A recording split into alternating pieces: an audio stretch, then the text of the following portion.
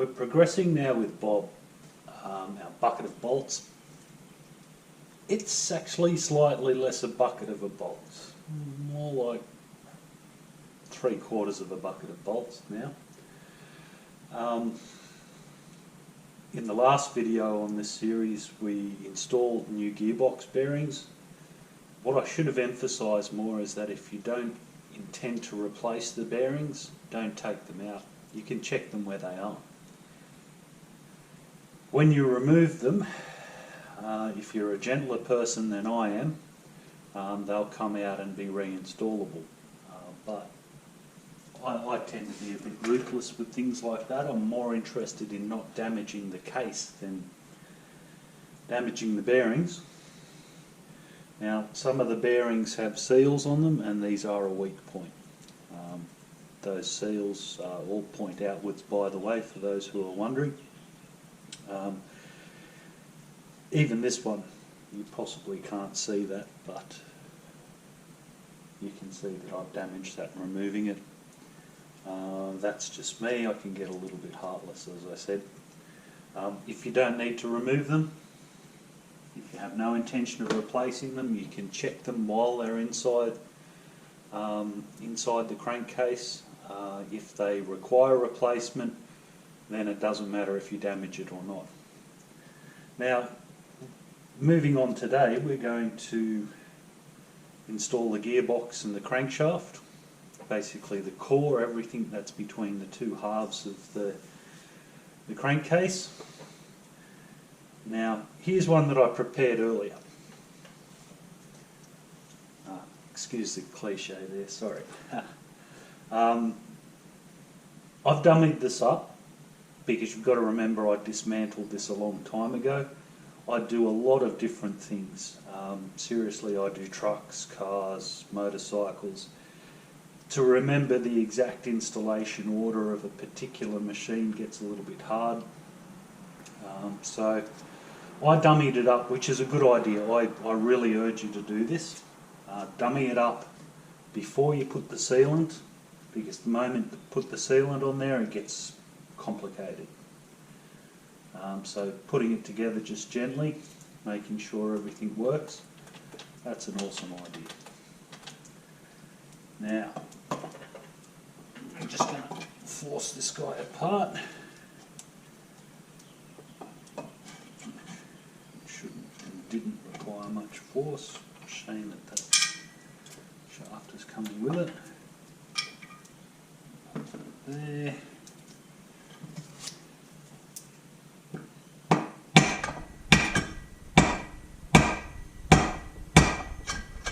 Nice. Notice that I used the wooden end of the hammer. Now that is your gearbox. I didn't put the crankshaft in there. The crankshaft wasn't what I was interested in. If you don't get everything right in the gearbox, it's going to be a bit of a pain, to say the least. If you don't have those shifter forks in the right place, your chances of damaging the gearbox are high. You can do a lot of damage if this thing is trying to engage two gears. Now we're clever, so we detect that long before we press the starter motor, but something you need to be diligent of. So this is why I've pre-assembled it, first of all, so that I don't look like an idiot when I'm assembling it for you guys, very important. And secondly, so that we can actually look at the gearbox as it's assembled before we assemble it ourselves. Because there's nothing worse than somebody saying you put this, this and this here and here and you have no idea why that is. So let's have a little bit of a closer look at this gearbox while it's assembled. Now, clever cookies might have noticed that I've actually changed the side that the gearbox sits in. For the purpose of assembly, I don't see any major difference myself. What I did notice is that that side of the case half is deeper than this side, so you get a better view, that's all. This is the gearbox. How it roughly works: you've got your two clusters of gears. And basically things just slide in and out of each other and lock different gear sets into a drive position, and that provides your gear changes. When you press your gear change lever, it actually has a mechanism that rotates this drum. So you can see things sliding around and doing their thing. Without the gear change lever there, it's a little bit tricky to work out which gear you're in. We've just hit neutral, so you can see that which is what your drive sprocket goes on there, your front sprocket. That is able to remain stationary while the gears all rotate. So that would be either first or second. Let's have a look. I'm guessing second.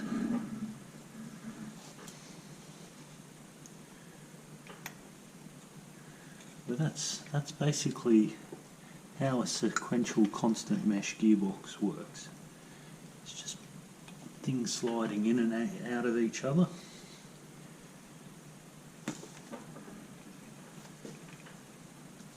Now the main things that you need to note,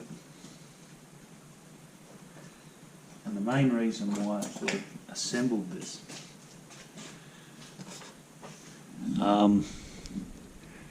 that is your right hand crankcase half. If you can't identify it, it's the one that doesn't have the engine number on it. Now you'll see these shifter forks, they actually go into little slots there into the gear clusters, and you can see that actually moves them around, makes things engage and disengage as necessary. Now they need to be orientated in that fashion. So you can see you've got the centre line of the fork aligning with the pin that goes into the drum, and I guess you could say it's offset. So we want the offset to the right, and this extra meat here, which is mainly just for strength, that will go upwards.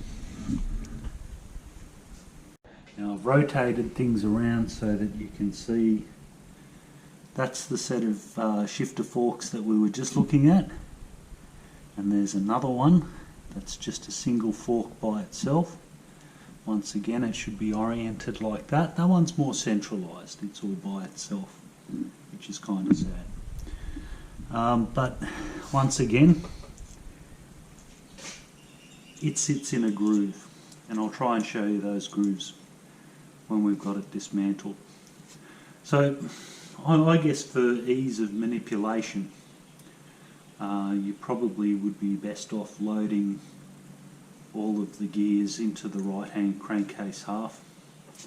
I personally wouldn't be too concerned about it, but that's just me.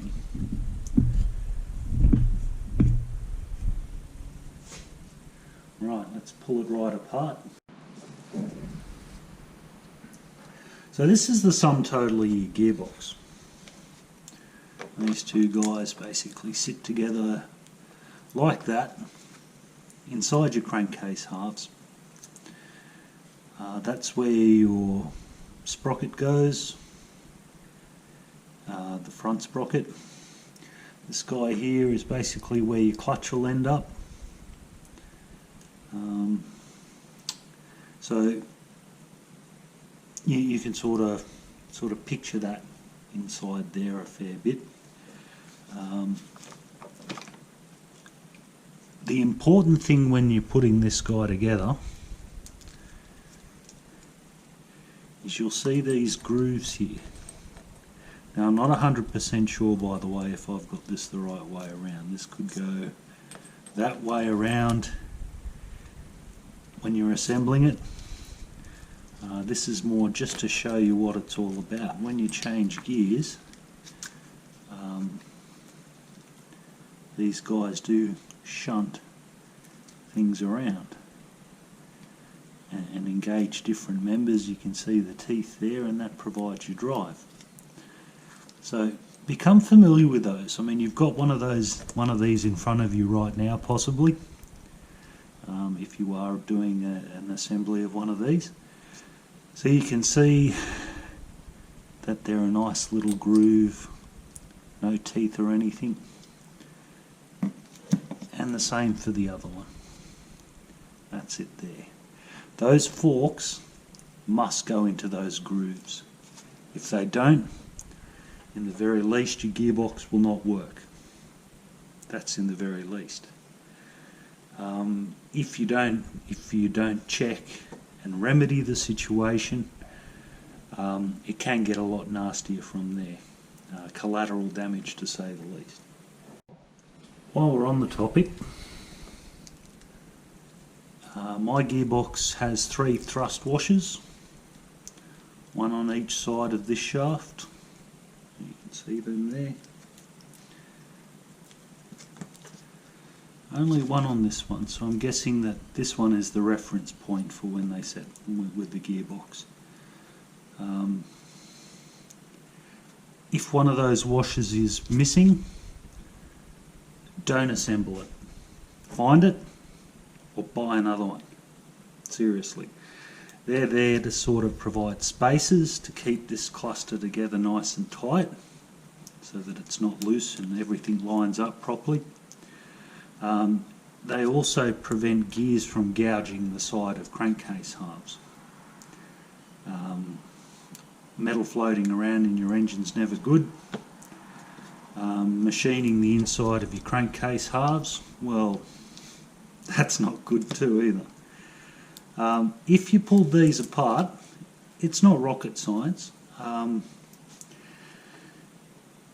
personally didn't, because I checked these and they move quite freely. Gearboxes don't tend to wear out in small bikes in a hurry. They do eventually. The bearings do, not so much the gearbox itself. I inspected all of these gears very carefully, because you've got to remember that this motor had bits of shrapnel floating around inside it. I did give them the metho tub and blew them thoroughly with compressed air. Once again, the advantage of metho is that it evaporates over a period of about 24 hours. So even if I didn't blow the metho out of the gears properly, it would have evaporated by itself anyway. If you do pull them apart, spread them out on the bench in the order that you pull them apart in. And make sure that you understand which way is up for everything, and put it back together exactly the same way it came apart. There is a couple of circlips in these guys, I forget exactly where. If you do take one of the circlips off, replace it. If it's weak and it comes undone, that'll get really interesting too. You got to remember, with all of this stuff, if you're riding along and something goes walkies, you could be the one who's injured by this. If your back wheel locks up at 90 kilometers an hour, that's going to get real interesting, especially on a corner. So you've been warned. Now let's put this guy together. Okay, so let's go about reassembly. Now, the crankshaft has 2 bearings. There's one that's a permanent press-on, which goes into this half of the crankcase, and there is this other one here, which sort of slips on and makes our lives a bit easier. Now, there's 2 ways that this can go on. The proper way, where it spins nice and happy, and backwards. Now, I don't know if you can hear that.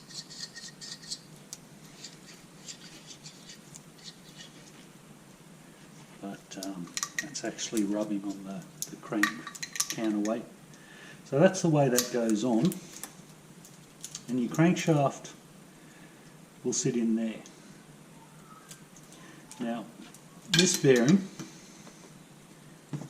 is a bit of a hammer fit. So what we're going to do is start our gearbox assembly by smashing that in, gently of course, and that will mean that we won't be hammering things when we've got our gearbox all perched there ready for action. So I'm just trying to locate some oil.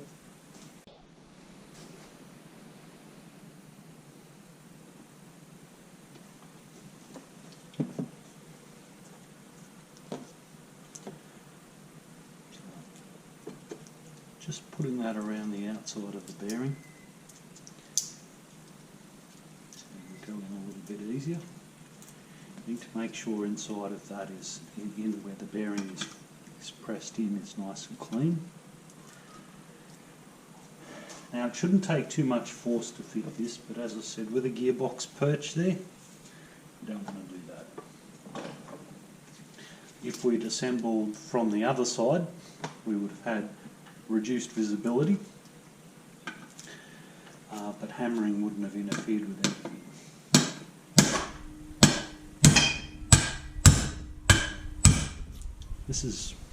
I've had this since I was an apprentice. This is a nice little chunk of brass that I use selectively, like this. I suggest you get one. It is so beautiful. Brass is soft, so nothing gets damaged. Now,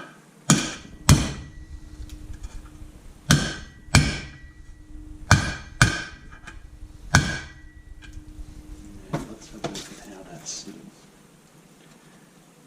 Wow, it's starting to look like some sort of motorcycle bearing. Okay, so let's do the gearbox.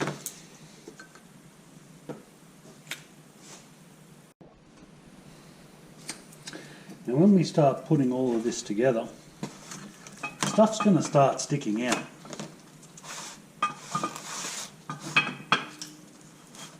So we need to elevate the assembly so that things that like shafts, the crankshaft and the various gearbox shafts, they can just poke through the other side. So I'm using a pair of CB125E cylinder heads. They also make excellent wheel chocks, I have to say. Suitable for anything up to 12 tonnes.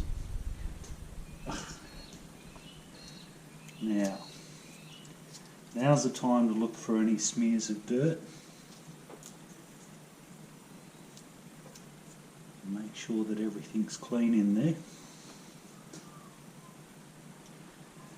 And the next thing we're going to do is put the gears in.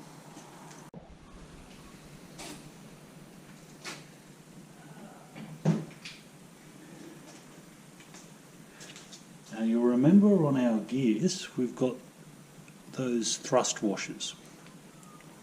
And I can't emphasise enough, if you lose one of those, don't assemble your gearbox without it.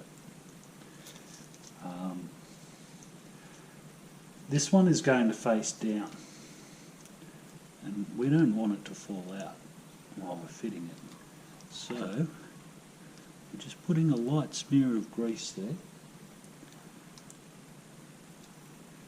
and that will stop it from falling off.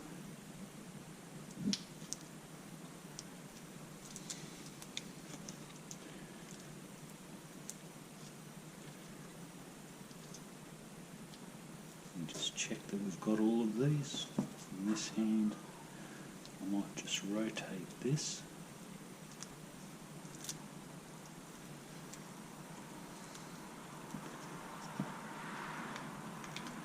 And match them together like that. So that's your clutch shaft, your input shaft, and that's your output shaft, and that is where your sprocket goes, your front sprocket. So the front sprocket shaft must be at the back, and we're just going to pop them in there. We're going to thread the clutch shaft in carefully.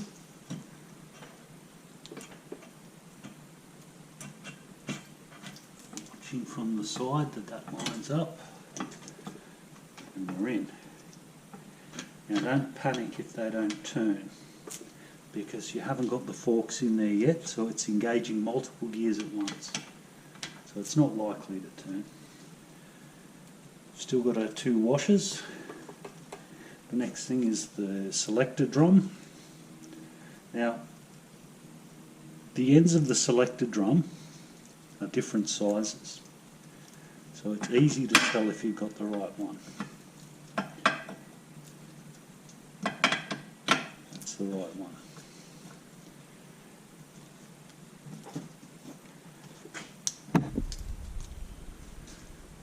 Now, our shift forks. Now remember, we've got those grooves these go into. So there's a couple of ways we can install this. One of them is to thread them in.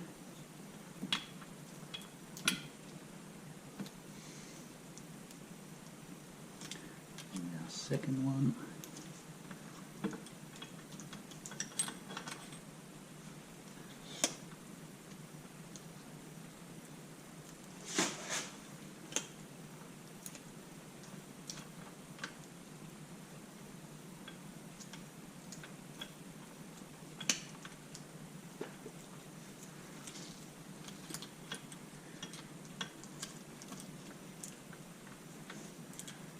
Lifting the shaft up. Now we want to put those into the drum. These 2 guys, one goes in the top, one goes in the bottom, and align that shaft into its hole there. So you can see, get right in.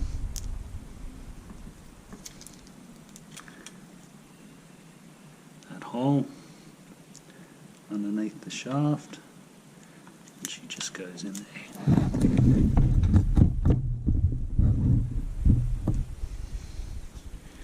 And flip her around. Get the other one.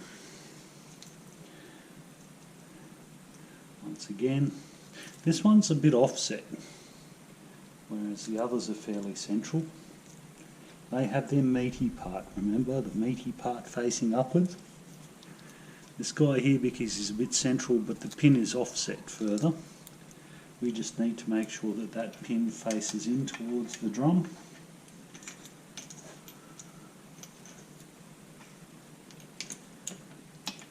And once again, lining them up.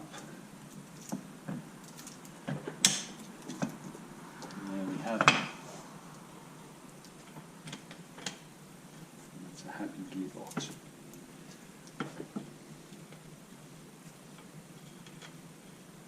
Flute that's actually neutral.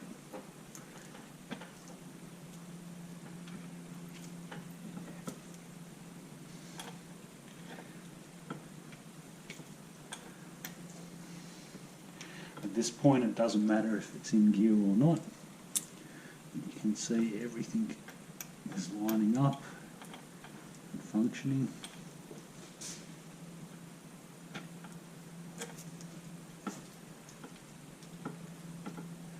Probably would function better with the other crankcase half on it.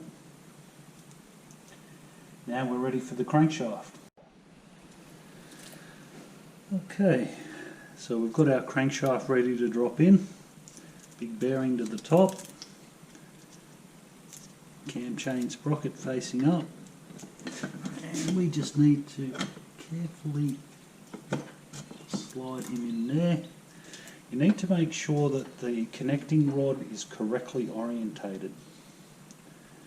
You can actually trap the connecting rod inside the engine. You can see you've got a bit of space for it. Once you put those crankcase halves together, that's going to be somewhat irritating. You wouldn't want to turn that engine over either. So you just need to make sure that he pokes out here between those two studs. That'll eventually hold the cylinder on. We're actually looking pretty good at this point.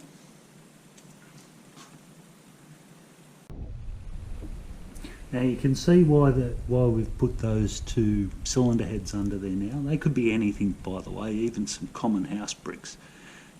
Anything that steps that up enough to allow things to stick out the other side. Now I'm just going to slide this over nice and gently.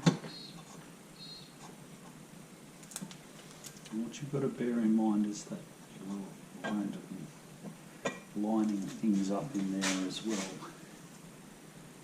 The gearbox parts and that sort of thing. You can actually wiggle shafts around from underneath. Don't go crazy there. But what this is all about, of course, is just dumbing it up so that you don't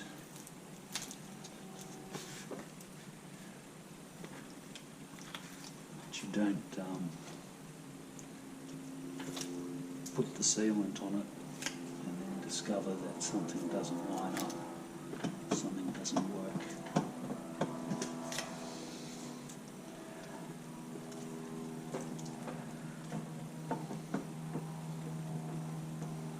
So I can feel that rocking on something.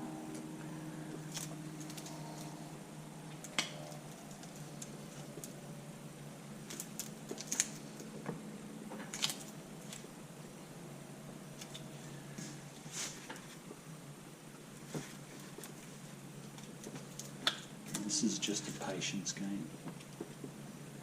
You've got things floating around in there. Oh. And falling on our cylinder head. And we're just sort of tweaking it. Try and work out what isn't quite lining up, because you've got all of those things sticking up. I mean, that's definitely through. This bearing, on the other hand, that's not exactly what you'd call a loose fit inside the engine. There we go.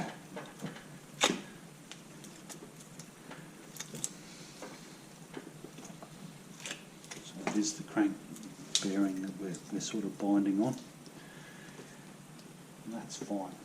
We have a solution for that.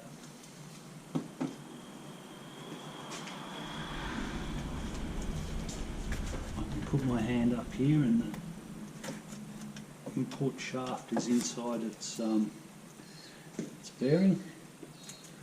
I can see the selector drum sticking out the top there. We just need some gentle persuasion.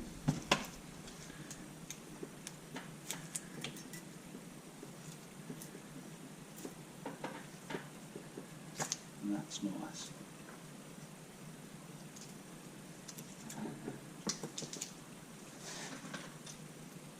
I'm just going to grab 2 bolts.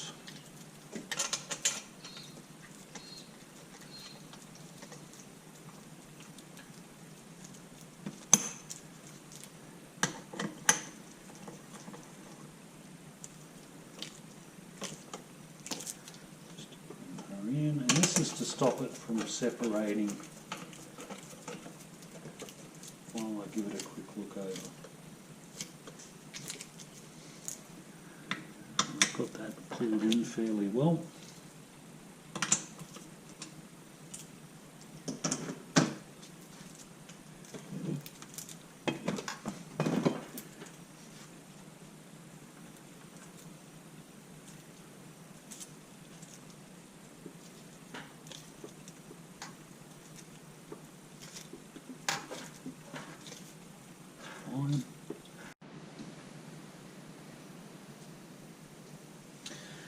Alright, so I'm pretty satisfied with all of this.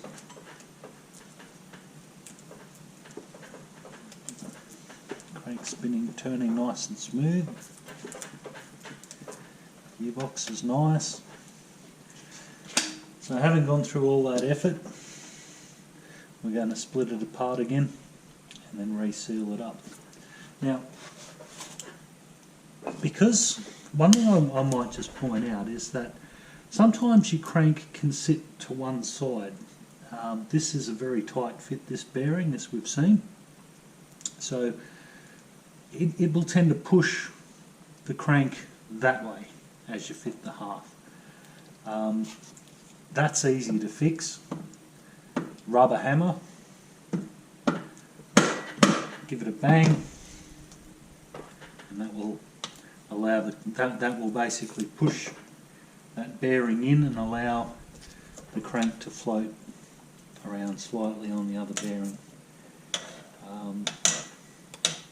Definitely something you need to check. You need to make sure that this crank spins freely, and that's the number one thing. You can imagine squeezing those bearings together. If they're not sitting in the bearing grooves properly, then if they've just got a fraction of a millimetre to go, it will force the bearing to be slightly tight. I hope that makes sense. If you're in doubt, just a gentle tap anyway. As I said, that just needs to be free. It will feel a little stiff, but you can see I've got one finger working on that, and she's spinning over well.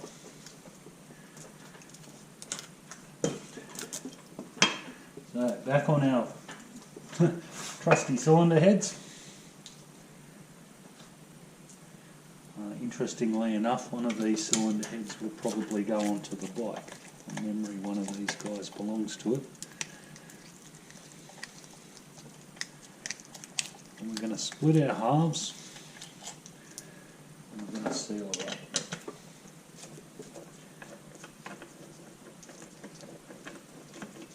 This can be fun at times.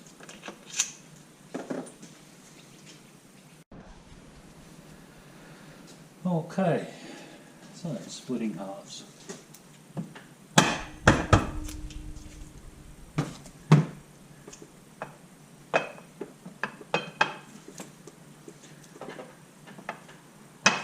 I'm just trying to get a wiggle on it.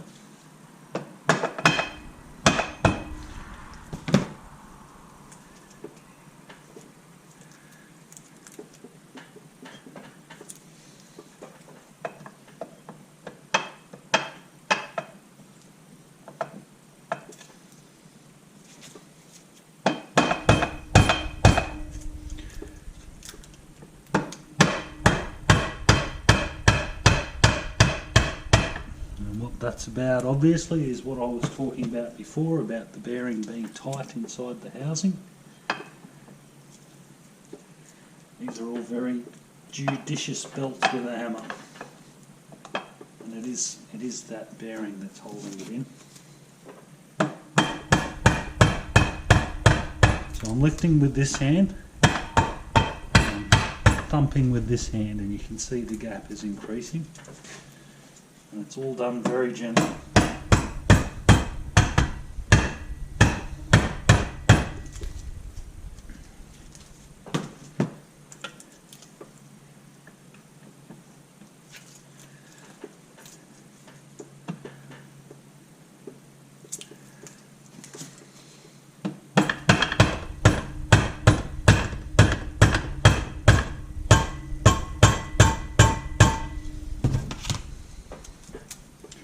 Nearly there.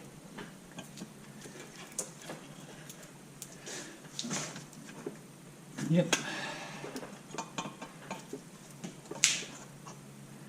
Ouch, helps.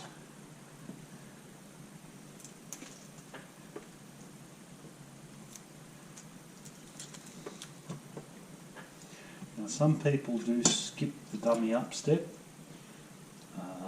That's your call, totally your call. Just remember though, as I said, if there's a problem and you've got sealant over this, it's just going to make it harder. Anyway, let's set her up for the sealant.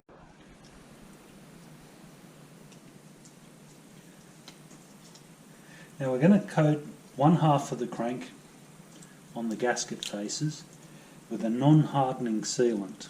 In this case I'm using Permatex Ultra Blue, which is fine. I've used it before.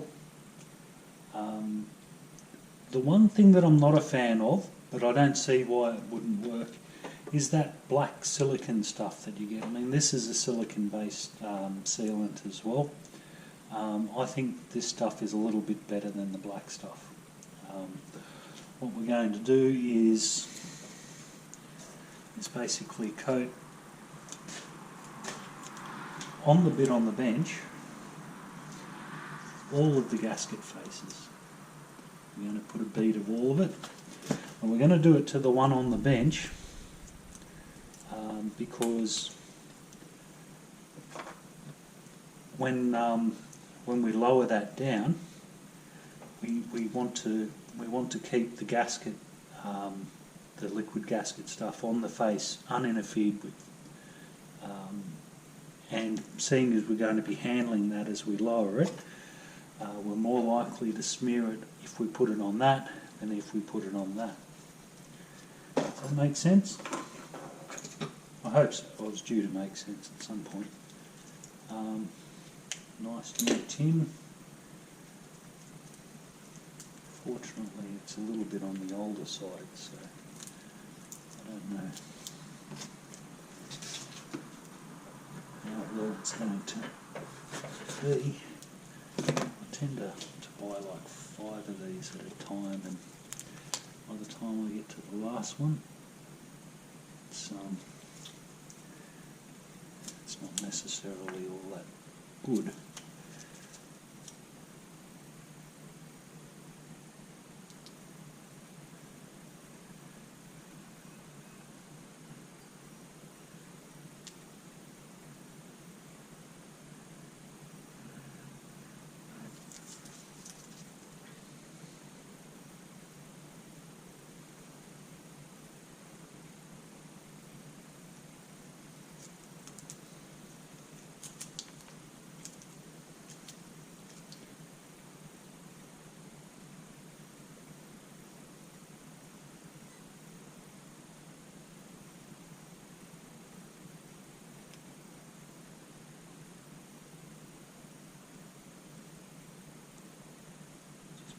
Bead of that on there.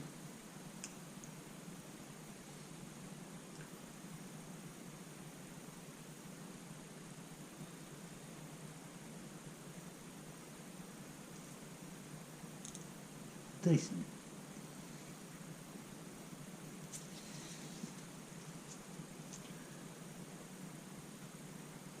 And this isn't a spectator's sport, I know.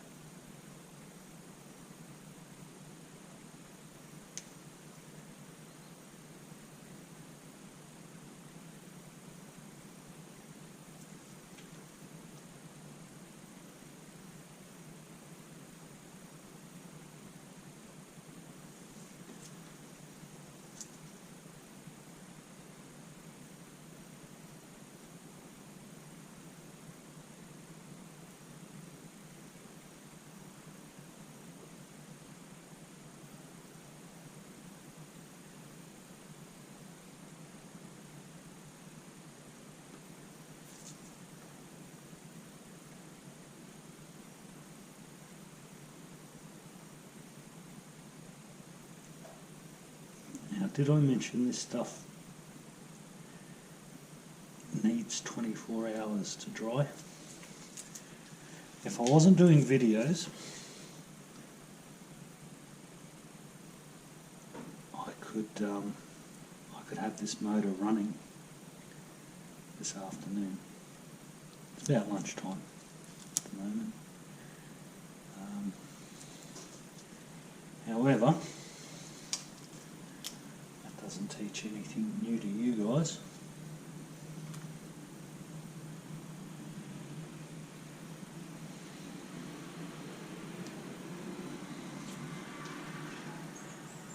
So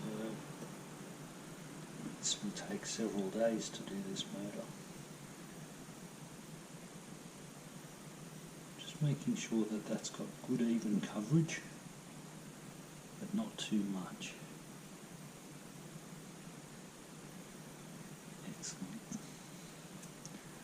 And a bit of spin down the bottom.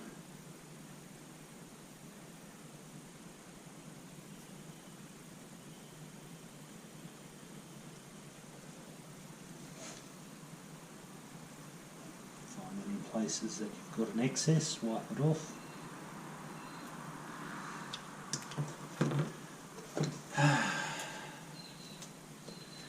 Okay.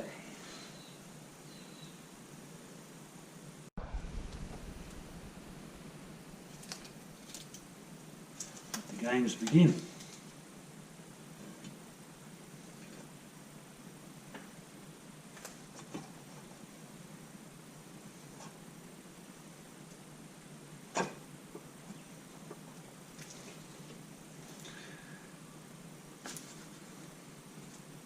Check your conrod one last time.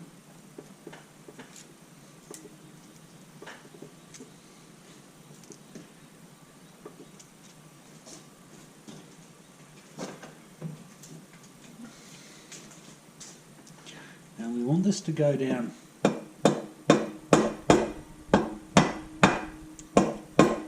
cleanly and squarely.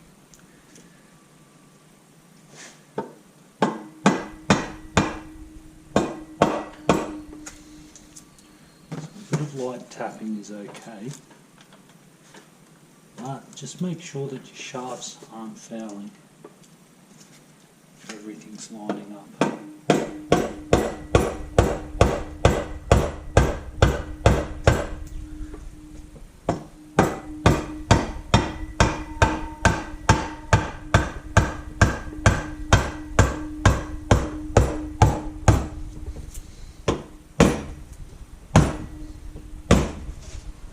And that's basically it. We're committed. Crazy. Now we're going to put some crankcase bolts in for the obvious reason. Now that we've got this thing with the cement in there, we need to bring it up to an appropriate torque.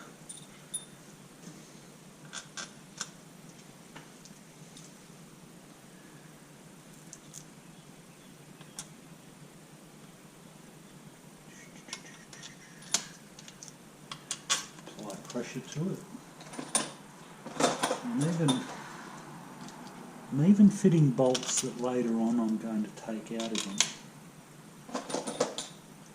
which probably sounds maybe a little crazy, but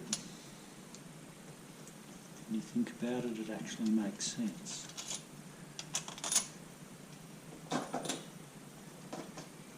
Because now that we've got that sealant in there,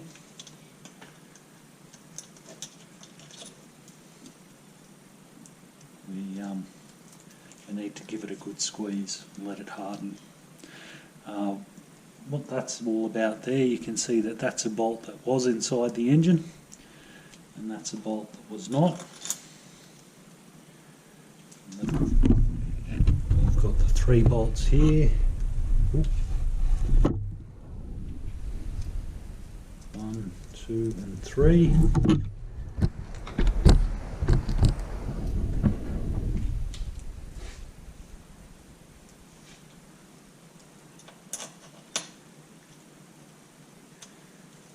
Even going to tighten them up.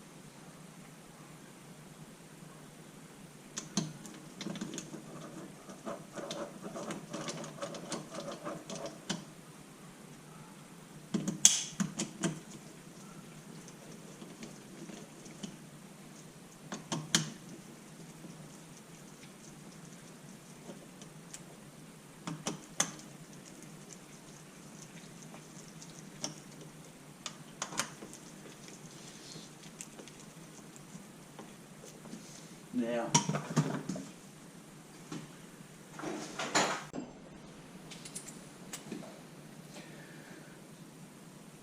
a lot of these bolts are very close to the sides of the crankshaft.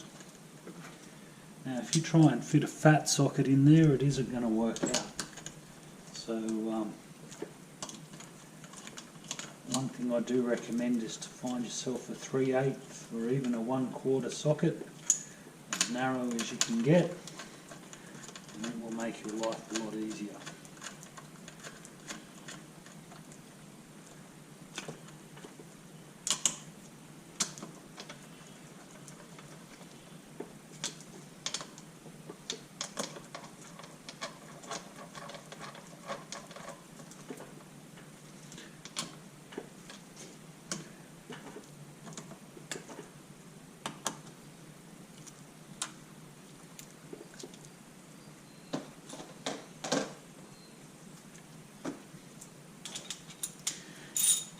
Now the manual and Honda recommend that this is tightened up to 12 Newton meters. For those of you who are fans of the torque wrench, which is a good thing. Just basically lift them up, but you can see I'm not putting a lot of leverage on this. And I'm making an effort to sequence tighten.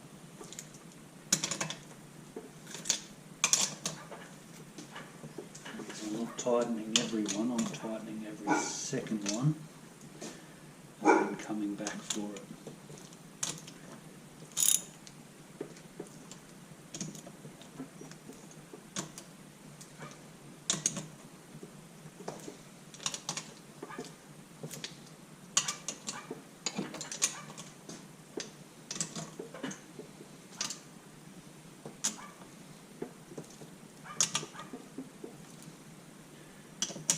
Double checking them.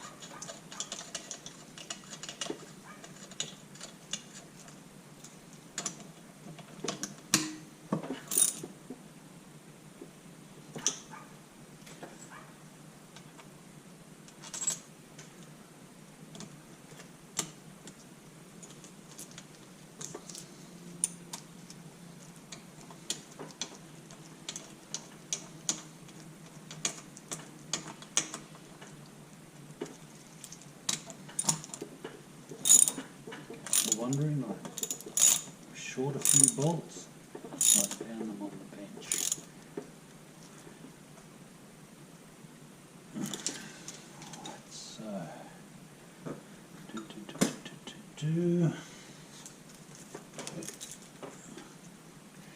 now we have one extra,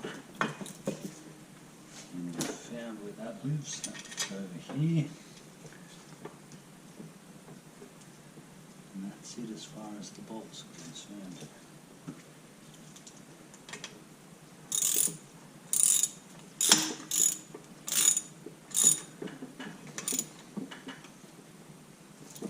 See, 12 Newton meters is not very much, by the way. That's why I'm placing my leverage on that part.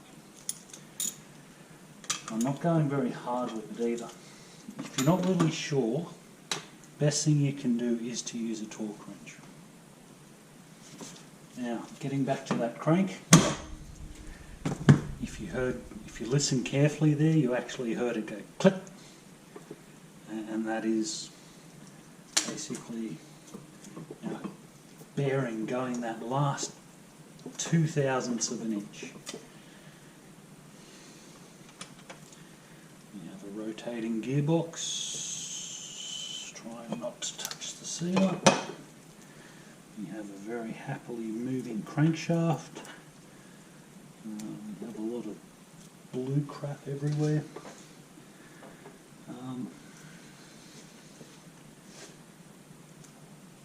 I'm going to suggest that that's actually a winner.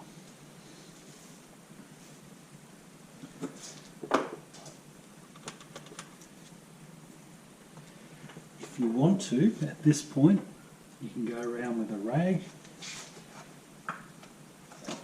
and you can tidy up that blue stuff. I actually find it's better to do it after it dries sometimes. Other times it's nice just to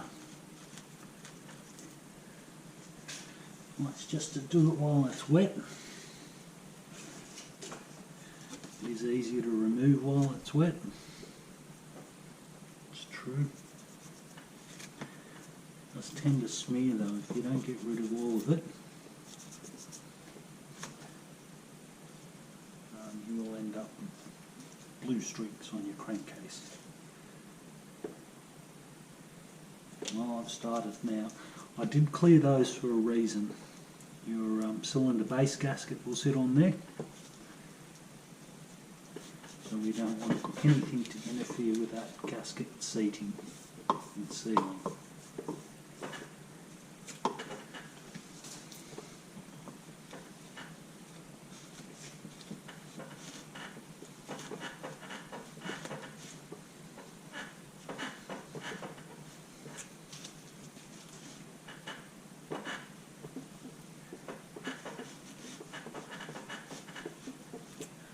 Basically, there you have it.